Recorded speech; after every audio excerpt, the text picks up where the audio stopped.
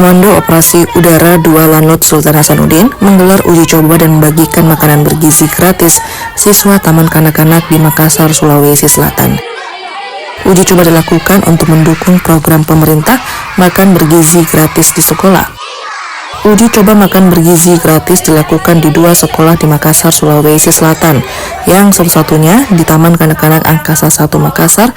Sebanyak 300 porsi makanan didistribusikan di 2 sekolah tersebut. Para siswa mendapat pembagian 1 porsi makanan bergizi serta minum dan sekotak susu. Sayur, Apalagi? nasi, ayam, Wow, jadi suka ya? Ada minumannya, susu. Minuman apa lagi? Dikasih tadi? Air putih sama? Enak tidak susunya? Persiapannya banyak sekali, termasuk pada hari ini kita uji coba mendistribusikan beberapa makanan bergizi. Kita hitung semuanya, baik itu persiapan sampai dengan distribusi, termasuk waktu pendistribusian.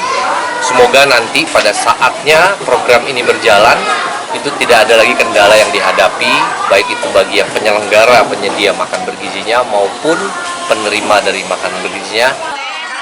1 porsi makanan yang dibagikan terdapat menu 4 sehat 5 sempurna dengan nominal harga Rp15.000. Setiap bahan baku makanan diperoleh dari pasar tradisional. Program makan bergizi gratis juga disambut antusias para siswa. Aziz Amin, Kompas TV Makassar, Sulawesi Selatan.